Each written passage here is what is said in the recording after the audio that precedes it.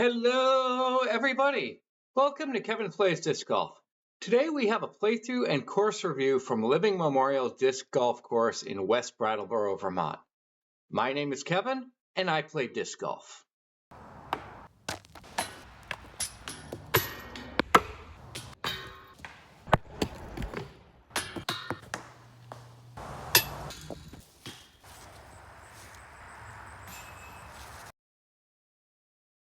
Filming on course for this video was done on September 29th, 2024. Most people will be coming to this course from the east from the intersection of Interstate 91 and Vermont State Route 9 in Brattleboro, Vermont. From this intersection, travel west on Route 9 for about a quarter of a mile. There is a sign for the visitor center at the covered bridge. That is Guilford Street and the road that you want to take.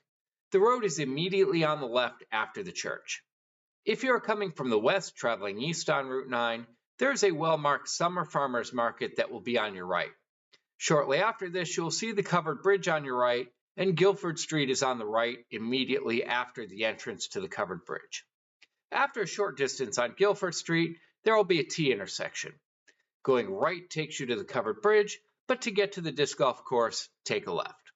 Shortly after that, take a right to go between the parking lot and the softball field.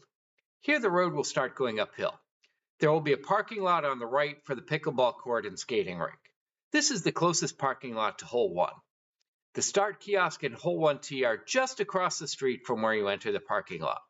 If you're not looking to play the full 26 holes and want to skip a few at the beginning, there are also good options for parking just past this parking lot up to a parking lot on the right near the softball field and ski jump to start at hole 9, or to continue farther up the hill and park near the skate park and dog park to start at hole 7. Another parking option is to continue to the end of the road and park in the small lot by the Kiwanis shelter, which is close to the basket of hole 26.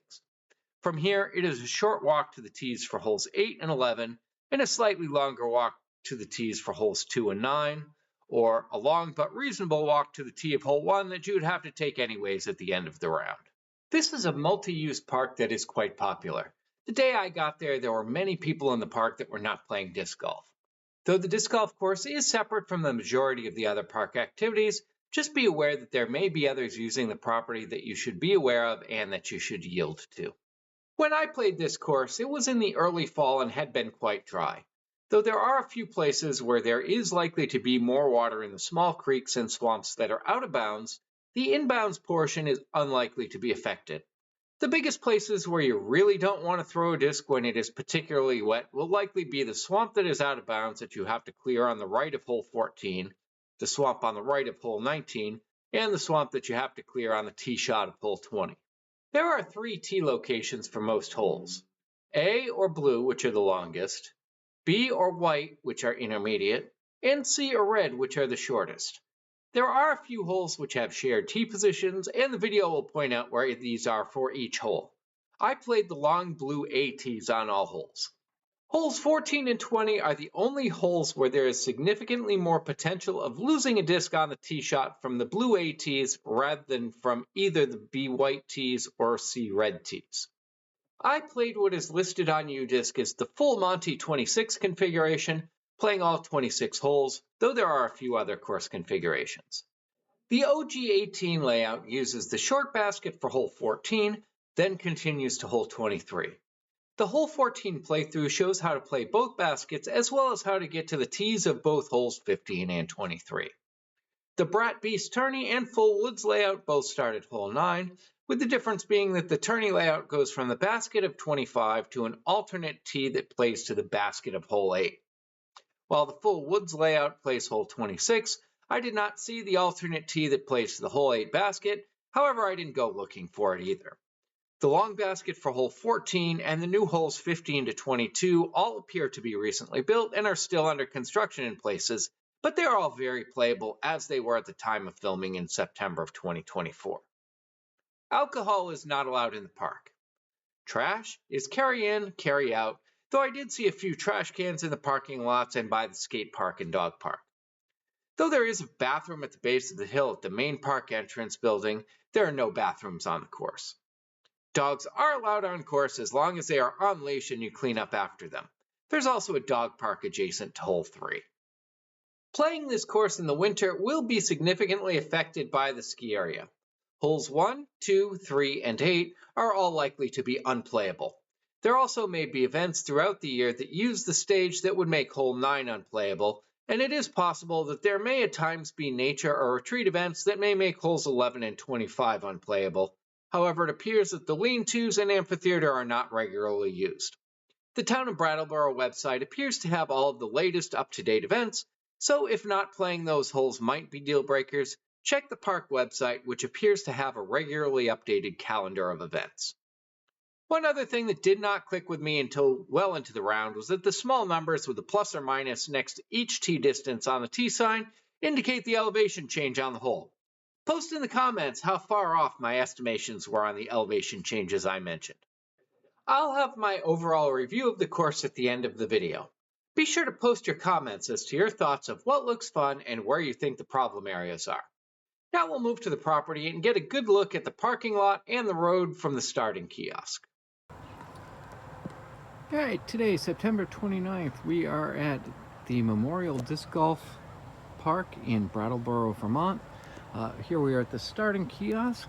To get here, UDisc is accurate. It's a little bit deceptive, but it is correct. So we do want to park in the parking lot across from the pickleball field and ice skating rink, which if we look down back here, we can see that from the road that we come in on, we do go up quite a ways, and it's kind of not at the top of the hill of the ski lift, but you do have to go up quite a ways to get here. There does happen to be a snowcat here in the way, but if we see that bench, T1 is right next to that bench, so parking in this upper parking lot is the way to go. One other thing to note from the kiosk is that if we turn to our left, we can see the basket for hole 1 sort of tucked in the woods there. So we're going from the tee down there to the basket that is right next to the kiosk for the first hole. Just behind the first tee, there is a practice basket if you want to get a little practice in. As we are on the side of the ski slope, there are a lot of options as far as uphill, downhill for practice putts. So this is one of the better options for practice putting I've seen so far. Hole 1 is a 263-foot par 3. Straight ahead, again, the basket is sort of tucked away in the trees. You can't see the basket from the tee, but you can get there either by going into the trees on the right or playing straight up to the left and going in from the side. There are 3 different tees here, so all 3 of these for hole 1 ends up being the same. However, we'll see what we end up playing throughout the course of the round. And from the other side of the kiosk, looking back at the fairway, if we look to just the right, the basket is only tucked in about 15 feet from the main edge. I'm in those bushes right there for 2, so I have a reasonable shot at 3 from there. All right, so with our back to the basket, after having our drop in for 4, we can turn to the left, go back out into the ski area, and if we continue up here, hole 2 is in front of that bush. We do have the road to cross. This is pretty steeply uphill, so it may take a little bit to get there. So to continue on to the blue tees, we continue up this hill.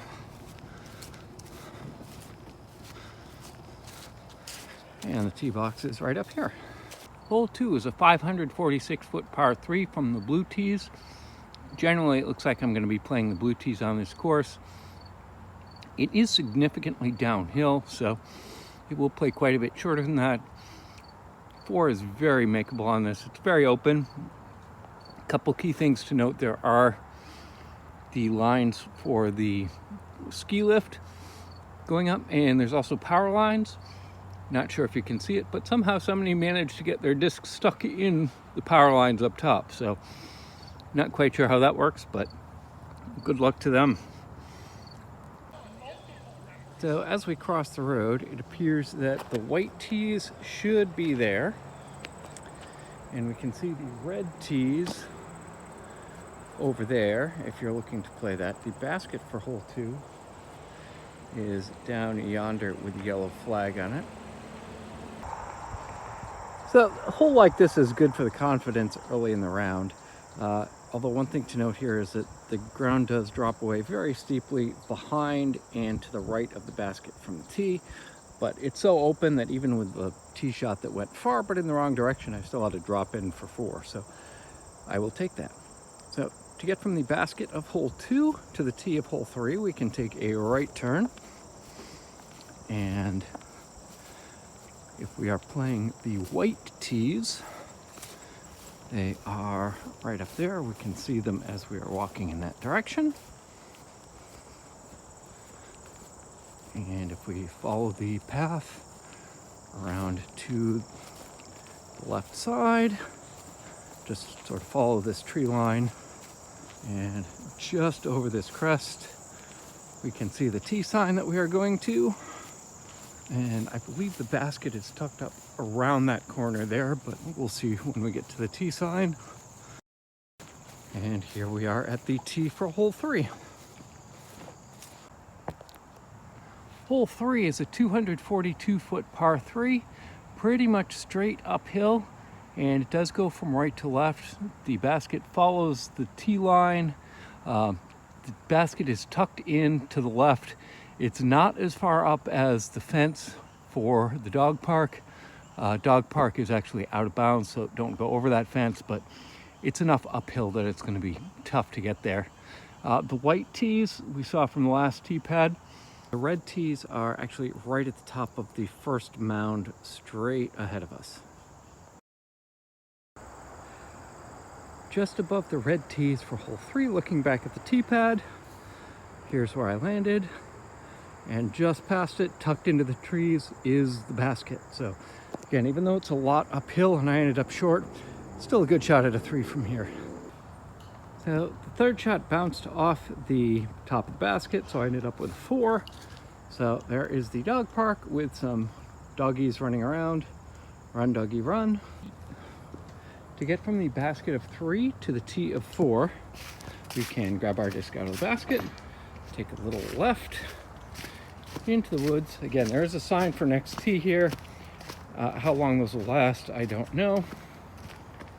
And right over here, we have the tee for hole 4.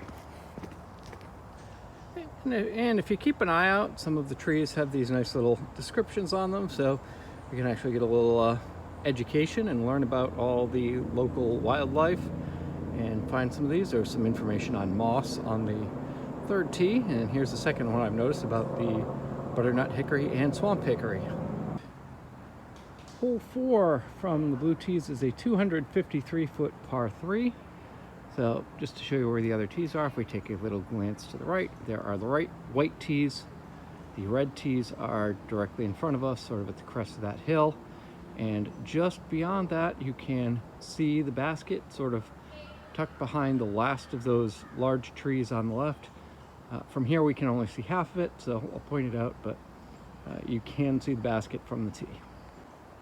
Something else to note here is that to the left, the ground drops off very steeply and goes a long ways down. It's probably a good 50 plus vertical feet down to the field down at the bottom of the trees. So if you kick left, you could end up going a very long way left. So having it be right is definitely safer than left here.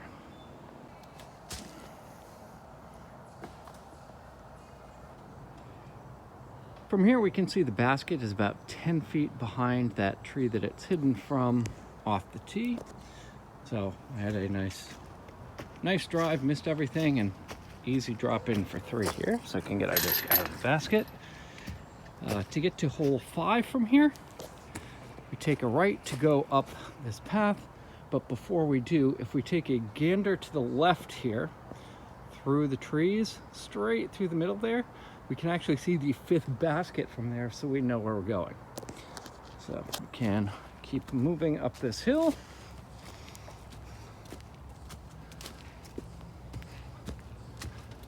And we'll be walking past the white tees here.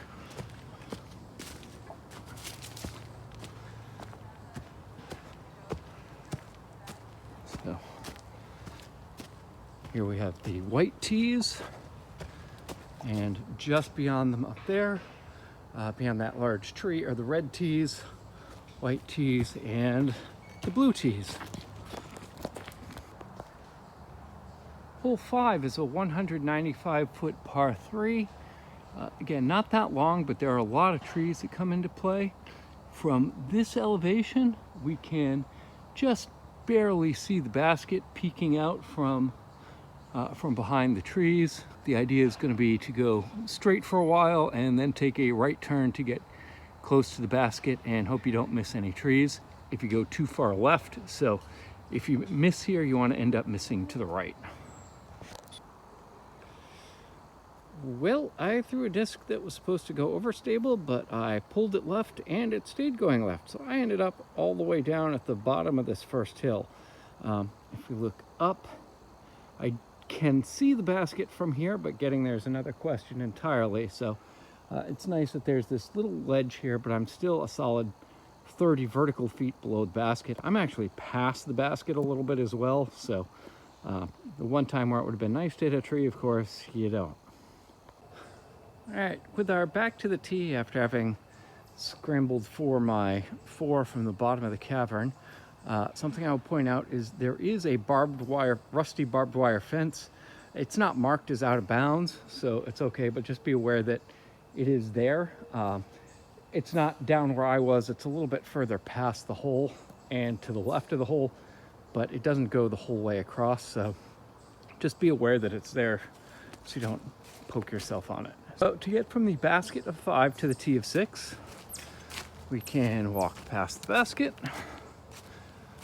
go up this little path here, and follow along this little pathway, and be a little careful because we're stepping into the fairway of 6. But if we take a look to the right, we can see the basket not too far from the parking lot. And to the left is the tee pad. Hole 6 is a 232-foot par 3, pretty much straight ahead. You do have some trees to go through. We're on the left side of the tee pad here. And if you look through the trees just to the right of the main gap on the left side, you can see the basket from here. The white tees are just off to the right side, a little bit ahead. And the red tees, if we stand up, they are just past that down branch in that gap up to the left. All right, so here we are looking at the parking lot just past the basket of hole 6. It's only about 30 feet until you get into the parking lot, so it's definitely possible to send your drive that far and out in there. I bounced off a tree, ended up with a relatively easy 3 after the tree kicked forward. So to get from the basket of 6 to the tee of 7, we can take a left, and the tee pad of 7 is right on top of this little rock wall here. Hole 7 is a 250-foot par 3, very steeply uphill. We're on the left edge of the tee pad, and if we look kind of straight ahead through the middle of the trees, we can see the basket from here. As long as we're on the left edge of the tee pad, we can't see it from the right edge, but we can see it from the left edge. The other tees, the white tees, are just beyond that third tree to the right of the picture, and the red tees are up a little bit further, kind of at the top of the crest, and even further right. There's 2 trees over there that I will point out of where the red tees are. Right. Here we are a little closer to the basket, and we have a better view of it from here. I bounced off that tree, and we are basically right next to the red tees at this point. So there are a couple of these little campfire stoves, so if you want to take a little break in the middle of the hole and have yourself a little campfire, whip up some burgers or something, then there you go. Okay. So here we are at the basket for 7, finally, after having gotten up here. So if we look to just past, we have the little upper ski shack, ski hut for people operating the ski lift. And to get to hole 8, we can basically follow the ski lift downhill, and though there is a backhoe there, my guess is that may or may not always be there, probably not, but the 8th tee is just beyond that. And take a little walk through up here, and we'll see that we are at the tee for hole 8. And this is for hole 8. This is the tee for all three tee pads. Hole 8 is a 260-foot par 3 straight downhill, so it'll play much shorter than that. Just so you're aware, there is a road just after the tee, so just be aware of car traffic going through, and try not to either hit any cars or get hit by a car. All right, so I would very much like to thank this sugar maple for being here and providing not only delicious maple syrup that Vermont is known for, but also for overhanging this hole, because there's the basket. My disc went through the trees way up there, bounced down, knocked it straight down, and ended up within 10 feet of the basket. So thank you, sugar maple. All right, so to get from the basket of 8 to the tee of 9, the tee of 9 is on the stage right over there. So just cross the field, go to the stage, and that is where tee 9 is. For hole 9, once we get to the stage, if we're playing the white tees or the red tees, we want to sort of go off the edge of the front of the stage. The white tees are just beyond these little bushes here. So here we go to the white tees right here. And then the red tees, standing on the white tees, look a little bit to the left. You see where those cinder blocks are. Those are the red tees. The basket is pretty much a dead straight shot directly ahead for the white tees. To get to the blue tees, however, we can actually walk across the stage, take this little secret passageway on the back, and to our right here we have the tee box. Hole 9 is a 240-foot par 3, dogleg right. Something to note here is that the white tees are not in the same place they are on the map.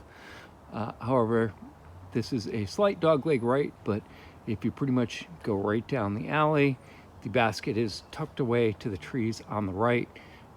Again, if you want to see exactly where you're going, you can walk up to the white tees and take a gander at it and see the basket pretty clearly from there.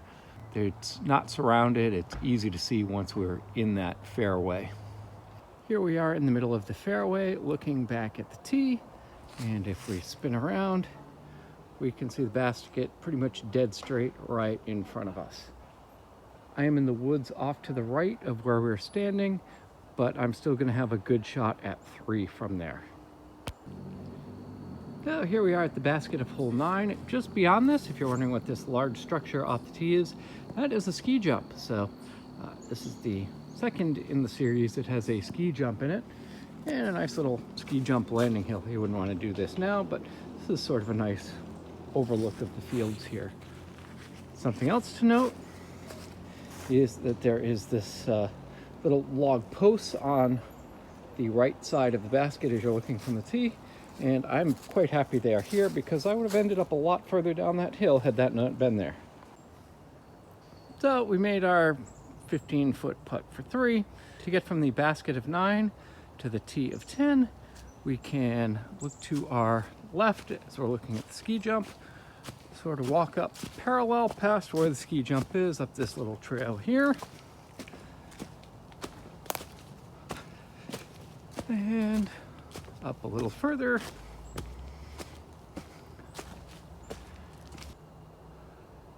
So when we get to the top of this hill, right ahead of us, we see the sign for hole 10 with the distances, and just in front of that is the red tee. But we are going to take a right and go behind the ski jump and follow this road. The white tees for hole 10 are actually under the ski jump. So if you go up this little hill and go either under or over these little pieces here, we have the markers for the white tees for 10. And though you can't actually see where you're going from here, you're gonna wanna go up in that direction. From here you can see where my tee shot landed just ahead of the red tees. So again, you wanna be a little careful because we are actually walking up the fairway right now. And as we keep going, and as we continue to walk up the path, we have right in front of us the tee pad for the blue tees for hole 10. Hole 10 is a 475-foot par 4 through the trees. Here we are set up just a little bit to the left and in front of the tee pad. We're directly in front of the tree that the tee sign is on. The reason we are standing here is that if we look up towards that big green valley there, where it opens up beyond the trees, we can see the basket from right here. Here we are just on the left front corner of the red tees. I had pretty much a perfect drive, so here we're in theory about 175 feet from the basket. We can see it through the trees, straight ahead, uphill. I actually have a clear shot at the basket from where I am for my second shot, so hopefully I'll actually have a shot at a birdie from there. After hitting first available trees on both my second and third shots, I ended up with a 5 here. So a little disappointing after the great tee shot, but welcome to Woods Disc Golf. So from the basket of 10 to get to hole 11, we can follow this tree line to the right. There's a little clearing if we just keep following the right side tree line, and a little path here. Once this path opens up, we can take a little walk this way. There's quite a journey from hole 10 to hole 11 here. And right up here in front of us, we have the tee pad for hole 11. Hole 11 is a 291-foot par 3, significantly uphill. It plays a little bit left to right, but mostly straight. From the left side of the tee pad, we can see the basket sort of just over the crest of the hill, between this nearest tree on the right and sort of the farthest tree on the left. You can see the basket from here. There's a third lean-to that's just to the right of the hole as well, and we can go from there. I could not find the white tees. They should be just to the left of this tee pad. There's sort of a clear path that they could be there. They may just have taken them down for the season. So there's a little amphitheater up there to the left as well. We'll take a video from up by where the red tees are, but they're further up and to the right, kind of tucked in the woods a little bit, but I actually have a shot with no trees to get to the hole from there.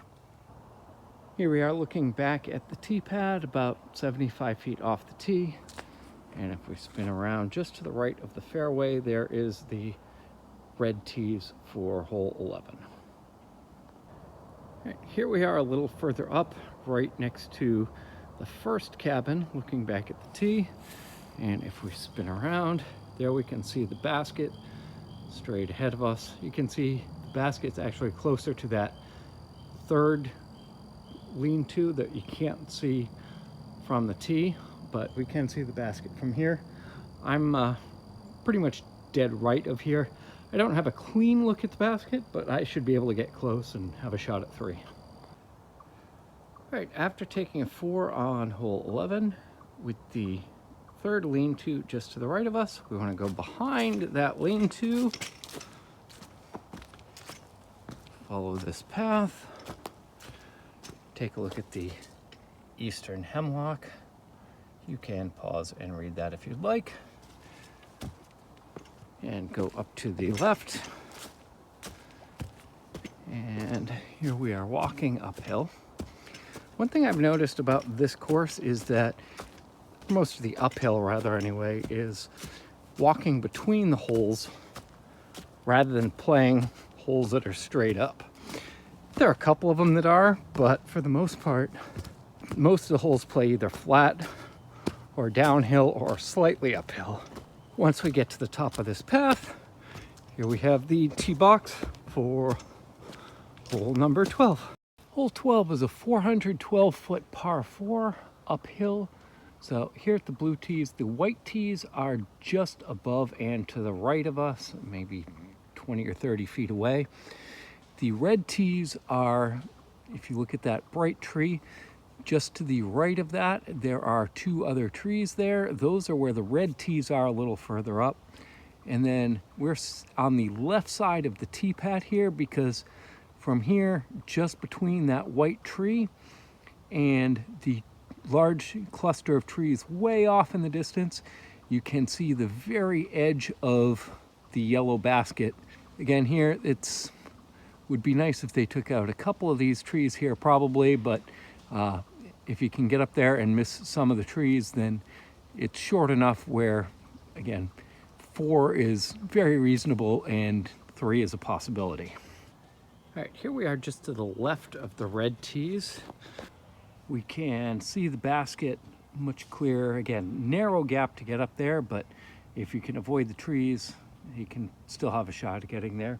I ended up short and right, but I still may have a shot at getting up there. Should have a good shot at 4 anyways. Well, my tee shot didn't have a clear second shot, so ended up having to lay up, hit a tree on the third shot, and missed my fourth shot through trees, but ended up with a drop in for 5. So I imagine that's fairly typical on this hole. So here we are with our back to the tee at the basket. So we can move around here to the right, take a look at the black birch and sweet birch, and move up the trail a little bit. And we just follow this little path here, and that spits us out at the white tees for hole 13.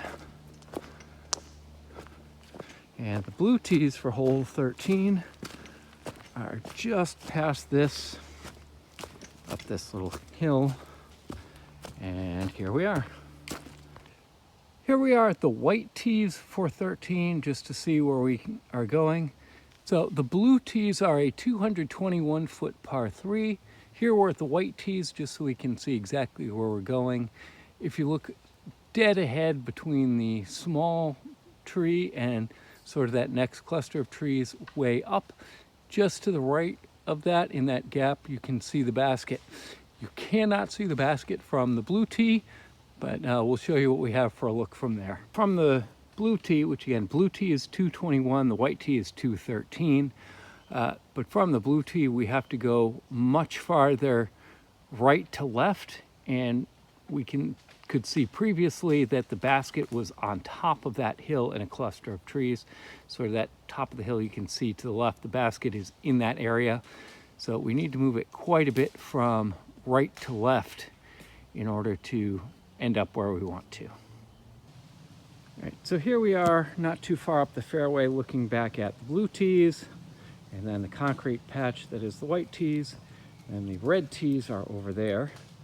And if we spin around, we can look and see the basket sort of between those two trees up there. Looks like it's actually a hanging basket between those two trees. I ended up somewhere down to the left, but not too far. Should be an easy 3 from there, if not a putt for outside chance at 2. We are on the left side of the basket, pretty much due left down the hill. My disc is just to the right of here. This is where my tee shot ended up. The tee is quite a bit far right of here. Let's see if I can actually make this for a 2 from here.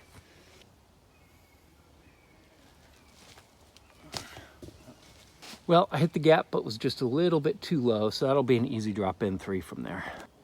After taking our drop-in for 3 here, we can go to the left, and we go down this hill a little bit, and then we take a right turn. Again, these next tee signs are all over the place, but I would not really count on those. I'm not sure how long those are actually going to last, or if they get hold up in the winter or what their likelihood of surviving the winter is. We're walking downhill significantly, and we end up at the tee pad for hole 14. Hole 14 is where the course splits into the shorter 18-hole course or continues on the longer 26-hole course. The short basket here, which you'd be playing if you're playing the 18-hole course, is a 227-foot par 3. The long basket is a 408-foot par 4. So we can see both baskets from here. The short basket is just between the V of that V-shaped tree, kind of straight ahead.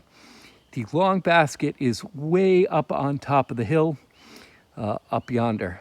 The red and white tees will both play from down there, just in front of that bridge.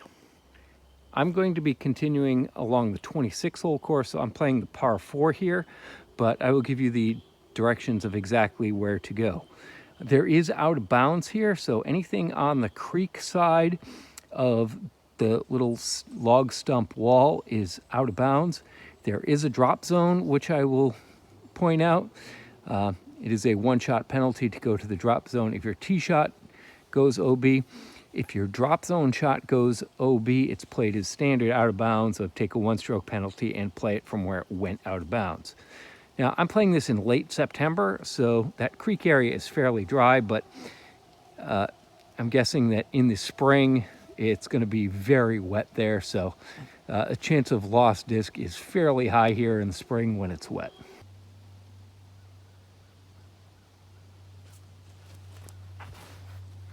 Get up, get up, get up, get up. All right, here we are looking back at the tee from the drop zone.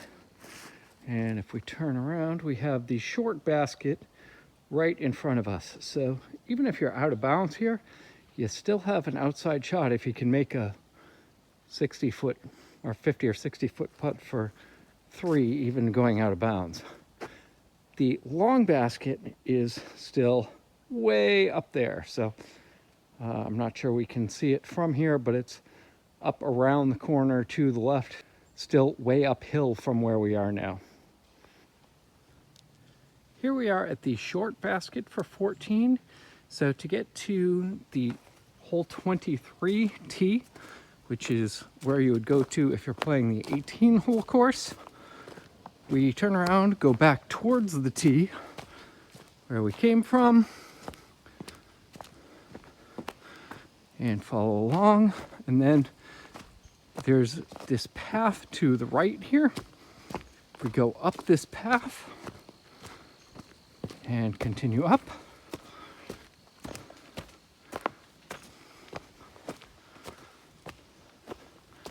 and we come over the crest of this little hill, and we end up at the tee for hole 23. Something else to note here is there is another path to get up here from just after the bridge, not too far after the 14 tee. There is a path if you take a hard right that comes right up to the front of the tee as well. So either way will get you to the tee of hole 23. And if you're at this point of the video playing the 18-hole course, you'll have to jump ahead to the hole 23 marker. So here we are looking back at the short pin, and we can see the tee way off in the distance. And if we spin around, we can still see we have quite a ways to go to the basket on 14. So again, this does play very steeply uphill. I'm basically just to the left of where we are in 3. I went playing in the trees, which is not the optimum shot path here. I had a good 4th shot, which left us with a drop in for 5, so that was good. And to get from the basket of 14 to the tee of 15, not that far. With our back to the tee and to the short basket, if we take a left, go up the hill, we can see the sign for hole 15, and we have the tee pad right in front of us. Hole 15 is a 170-foot par 3, dogleg left. the white tees, I could not find any official markings for white tees, but they're somewhere up and to the left of here. I went and looked for them and couldn't see them, and it looks like there are no red tee markers for the 14 long through hole 23. So that may change between now and then, but we'll see how that works out. The basket is to the left. So if you look through that V of trees, not this first tree off the fairway to the left, but the next two trees past that form a V and go up, you can see the half of the basket through there. The main play is going to be to go from right to left and aim for the trees and miss. And there is OB long on this hole, so that's something else to consider. Here we are looking back at the tee from about 100 feet out. Something else to note is that is on the right as you're about to tee off. That bank is fairly steeply downhill, and though it's inbounds and not too thick, you won't lose a disc there, but it's going to be obnoxious and lead to extra strokes just because of the small brush that's out there. And then from here we can see the basket not too far up. All right, so here we are at the basket. It is a little bit of an elevated basket, so kind of a death putt all the way around. But we have, somehow my disc made it through that gap all the way through, didn't hit anything, and I am right here. I have a 15-foot putt for birdie, so we'll see what we can do with that from here. Nice, I will take a 2 there. Something else to note, we did say that there was OB long. These logs that are on the ground here, if we look just to the other side of that, there is rope. So I would use this yellow rope on the ground as your OB long marker. So at the basket of 15 with our back to the tee, looking at the out of bounds long logs here. If we go left, we see a tee pad here. So if you want to cut off some time there, that goes to the tee of hole 22 right there. But to get to hole 16, we don't go to the logs, we stay inbounds and take this little path to the right, go down here and take another right. So we're kind of going almost parallel to the 15th fairway, just down a little bit. And if we continue on, here we are at the tee of hole 16. Hole 16 is a 309-foot par 3. There is a creek that plays out of bounds. It is a dog leg right to left. So the creek at the bottom is out of bounds. I'm just to the right of the tee. So the reason I'm here is that we can actually see the basket through the trees. If you're here when the foliage is thicker, you may not be able to see it from here. There are a couple of flags down and to the left that marks where the white tee is. And again, there are no red tees. So it is fairly open. The key here is basically just get it out there far enough so that you can get over the creek.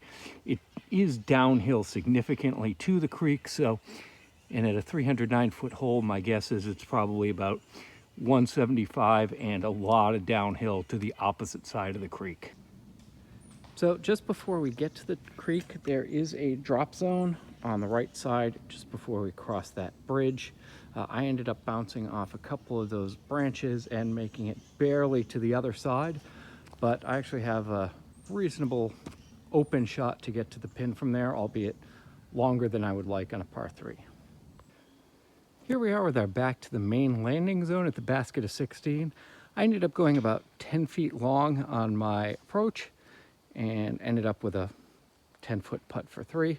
Something to note here is that pretty much all the way around the green area, it is uphill behind it. So if you shoot it to go long or want to make a run at the basket, you're still going to end up pretty close because there's not really anywhere for it to roll away to if you're close to the basket. So to get to hole 17, notice that this is the first basket I've seen that has the next tee sign in it. We can follow that to the left of the basket and take a little walk up this path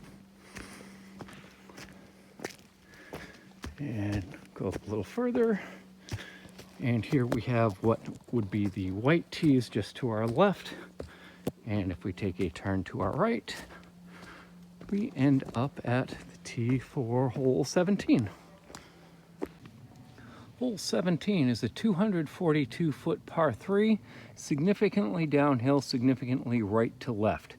So we cannot see the basket from the tee, but it is on a line that is just to the right of sort of the second major tree at the edge of the fairway on that line. So we need to go down quite a ways and then figure out a way to get the disc to go from left to right pretty far to get close to the hole.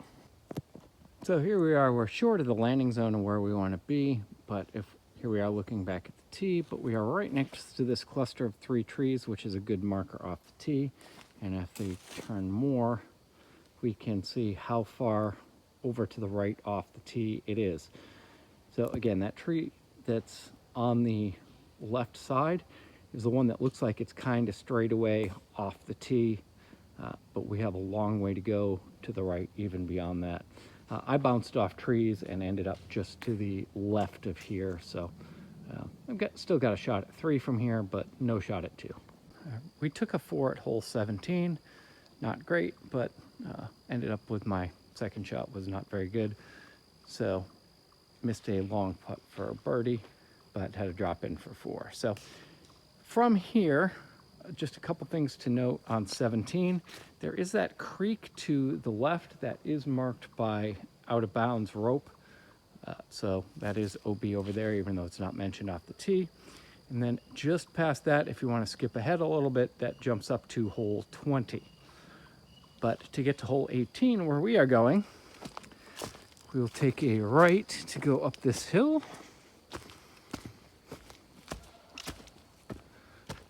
And keep going up here a little bit.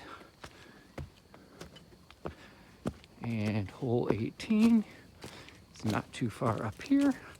If we take a left at this fork, we end up at the tee pad for hole 18. Hole 18 is a 315-foot par 3, somewhat downhill. It does go left to right. The basket is tucked in a group of trees. To give you an idea of where it goes, there is a V-shaped tree with 2 trunks at the bottom. We cannot see the basket from the height that the camera is at. However, if you're standing up in this location, which is basically on the right edge of the tee pad, if you look between those, you can see the basket from there. So again, it does play downhill. It is a ways to get there, but left to right is the way to go here. So here we are about 75 feet off the tee. If we turn to our left, there are the markings for the B tees. If we go up a little further, on the right, those are markings for the red tees. At this point, the alternate pin placement is not there yet, so it's going to be far down, but I don't know exactly where it's going to be. But that's going to turn this into a par 4, and a par 4 that's actually fairly reachable. Here we can see that the basket of 18 is surrounded by a cluster of guardian trees.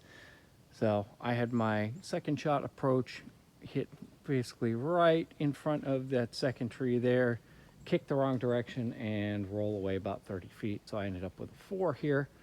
Didn't make the 30-foot putt. So to get from the basket of 18 to the tee of 19, and again, this is where the short basket is. The long basket, which is currently on the ground over here, my guess is this is still in the process of being set up. I don't know exactly where it's going to end up or how much more of this brush they're going to clear out, but my guess is it's going to end up somewhere in this area over here. And then we can take a left turn and go to the tee of hole 19. Hole 19 is a 248-foot par 3, pretty much straight ahead. If you look just to the sort of the left of the line of trees, way off in the distance, next to a tree that's sort of leaning over, you can see the basket in the distance from here. Again, a pretty straight shot to get there. It's just trying to avoid the trees. There is out of bounds to the right off in the marsh. Even this time of year, it's wet enough that you really don't want to go in there. It is marked by the yellow rope. You get to the white tee, it is just on the opposite side of that cluster of 5 or 6 trees on the right side of where we are. All right, something to note here in the fairway is that once you get about 150 feet off the tee, if we look at where the out of bounds is, it actually opens up significantly. So you have a lot more room to go a lot further right long. It's really just the short right that's the problem. I ended up way up there, had about as good of a tee shot as I could have hoped for here, and I have about a 35-foot putt for a birdie. Looking at the basket for 19, though, it's a little bit on top of a knoll. There are depressions most of the way around, so it's not going to roll off too far, even if you are a little bit long. It's a little bit of a death putt, but you'll still end up within 15 feet. With our back to the tee at 19, to get to hole 20, we continue past the basket. And if we look a little bit beyond, we'll see the basket for hole 17, which we played earlier. We said we could take the shortcut to 20. Take a right-hand turn here, go across this little bridge, and we are now at the tee pad for hole 20. Hole 20 is a 197-foot par 3, straight uphill. The white tees are just across the little bridge that we will cross over to get to the main part of the hole to the left. But again, the big thing here is, though it's not long, it is 30 feet uphill, so long way up. Something else to note here is that this marsh out front of the hole is out of bounds, and it is marked off by rope. Again, it shouldn't come into play too much, but it is there and can potentially come into play if you bounce it off a tree. Basket of 20, looking back at the tee pad, you can see how far downhill it really is. I ended up with 4 here after bouncing off some trees and finally making it up here. There's this depression behind the hole and in front of the hole, so the basket does appear to be raised as a result. But again, much like 19, that even if you go long, even though it looks like a death putt, it's really not, because it's not going to go very far. To get to the tee of hole 21 from the basket of 20, if we are looking back at the tee again still here, if we just turn to our right, there we have the tee pad right past a couple of these bushes right up here. Hole 15 is a 511-foot par 4. This is going to be very difficult to get to in 2 shots to get to the green because of how far left it goes. Sort of the ideal tee shot would be straight ahead. If you can make it over that large crest and into the valley beyond, that would be good. Then it takes a hard left, and there are some trees to avoid there, but we'll get some video from the top of the crest of the ideal landing spot.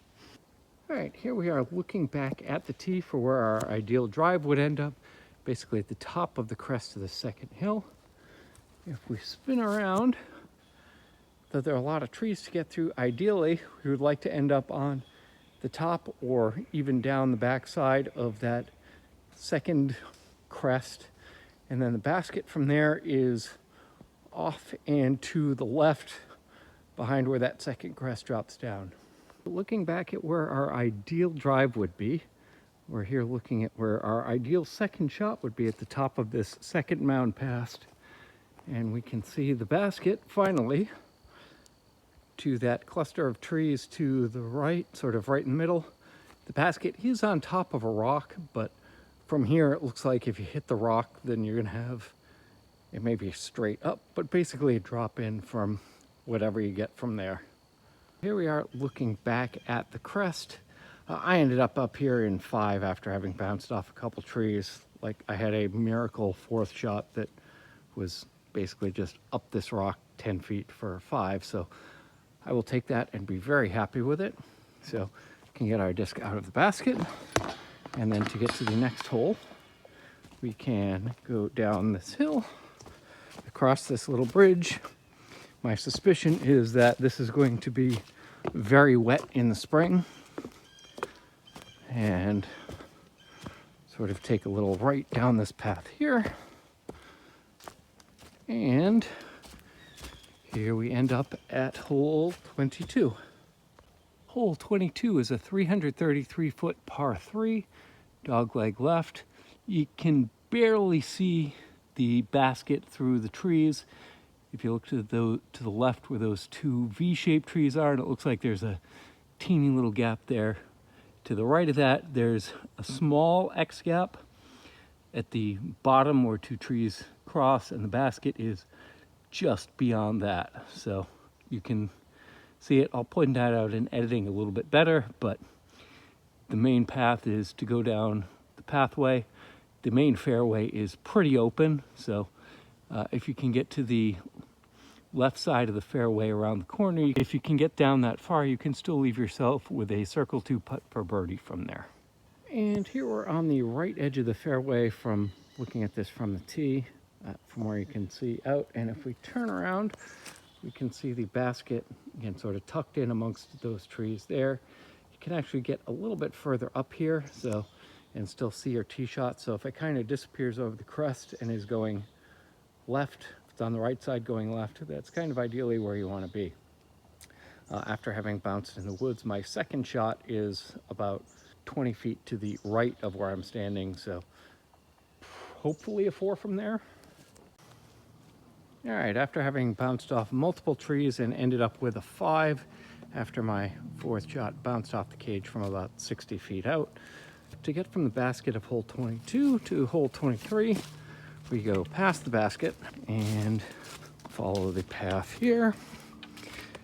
This whole section, back section, looks like it's all new and looks like it's actively being worked on. So some of this may be in much better shape by the time you're here.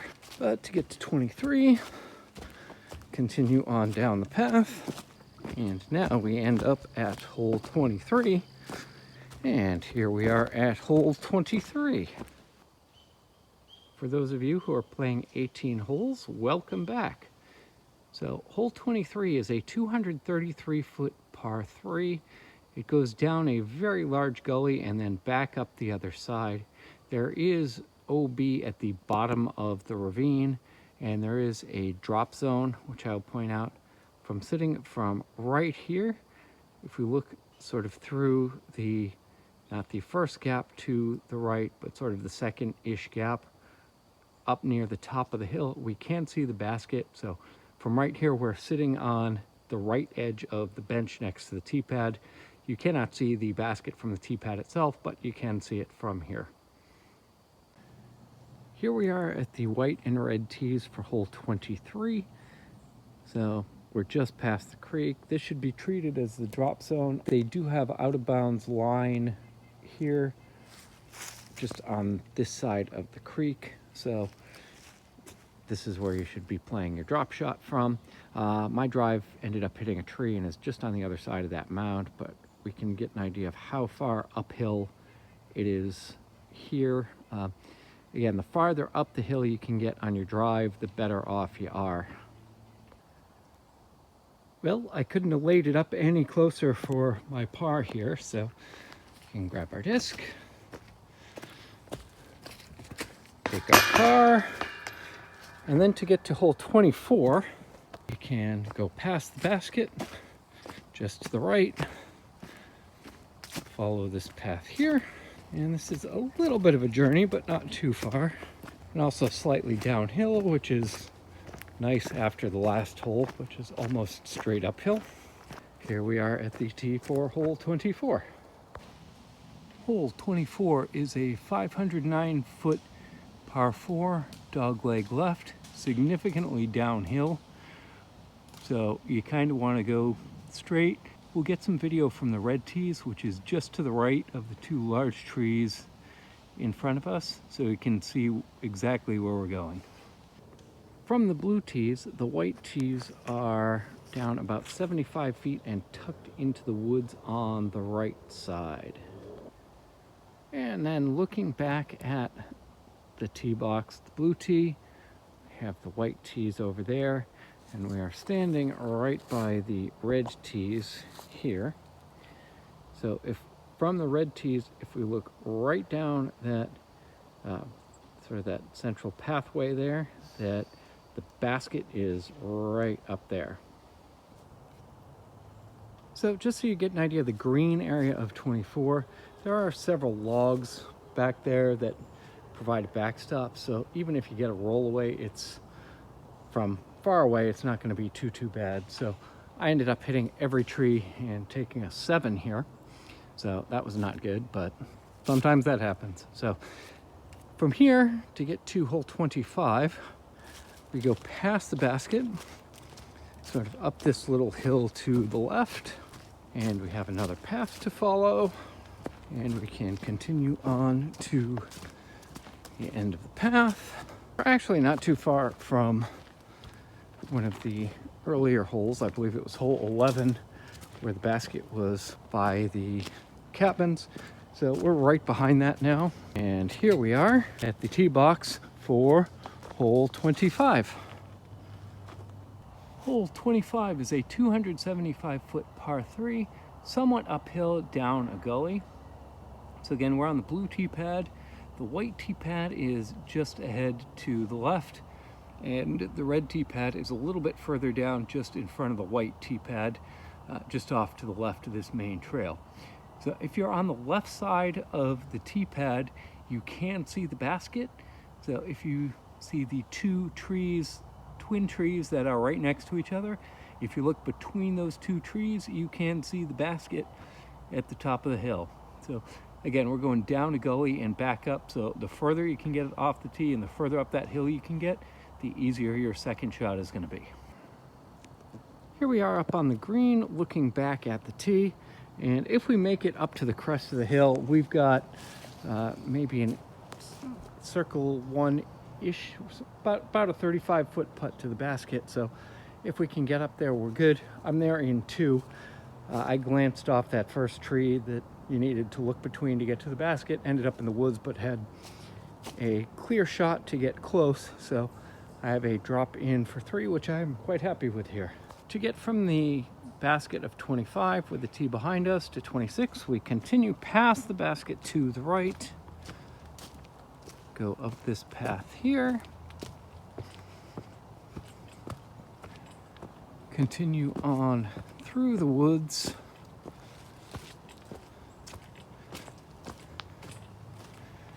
and if we take a right turn here, we'll go past the white tees for hole 26. And here we have the tee pad for hole 26. Hole 26 is a 251-foot par 3, straight ahead. You can see the basket from the tee. It's in the middle of the two trees there. Again, it's a narrow window, but if you can get through the window, or at least get up to what's kind of the first tree where things start closing in, it's going to be a relatively easy 3 from there, and a good, maybe even a putt for 2 from there. All right, we are on the red tee, which is a little bit down and to the left of the white tees, sort of tucked in the woods here. The reason why we are here is that this is where my tee shot ended up after having bounced off a tree. There is a clear shot to the basket from here, again, albeit a narrow gap. It's one that if you have a really good shot, you can hit.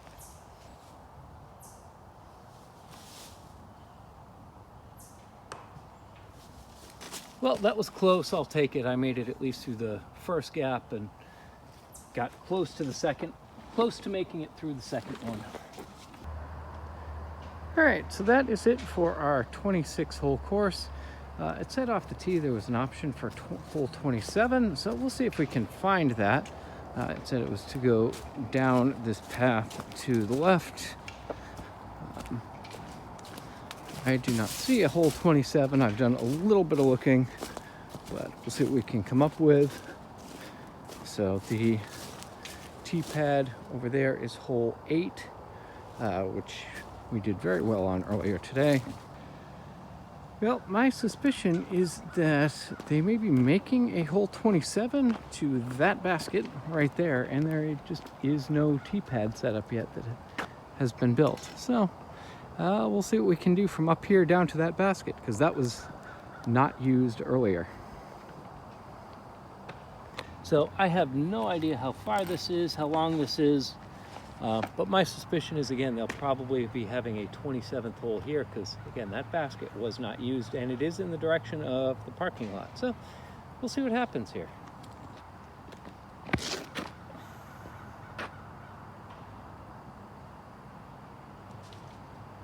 Well, that was a terrible shot, but it ended up rolling down in a nice way, so I should be able to get a 3 from there. So from this basket, we can go through this little path to the right. This is a bit of a journey to end up back where we started. Looking back on this, I might consider parking up by the basket of hole 26 up by the skateboard park and seeing where things are there. The best bet is continue walking down this road until we get to where we parked, our original parking spot. And hopefully our car is still there. Try not to get hit by traffic. And yes, the car is still there. So that is good. Here we are back at the Snowcat and the sign at the entrance to the course. There were several upgrades taking place when I was playing. Holes 15 through 22 all had some sort of work happening, either clearing trees, building tee pads, or in the case of hole 18, putting a second basket in. I'm guessing that in the not too distant future, that the shorter tees will be put in on these holes. There's also the hole 27 mystery as to if or when that will be used. I'm hoping that there are long-term plans to upgrade the tee pads on some of the other holes and on the shorter tees to bring them up to the quality of the recently built tee pads. The thumbnail hole for this course is hole 8. The day I chose to play here was beautiful, and this same picture when taken a couple of weeks later with the change in the fall foliage would be right at the top of the list for the most beautiful disc golf views anywhere. It may not be the most challenging hole, but it just doesn't get any more picturesque. Picking my favorite hole on the course was quite difficult, but I'm going to pick hole 10. With a couple of good precise throws, this hole should be a birdie opportunity even for my noodle arm, but if the throws are not precise, then you're going to have problems. The trees in play punish bad shots, but not to the point of costing multiple strokes. The white tee location is the most unique tee placement that I have ever seen, adding character but not unfair difficulty.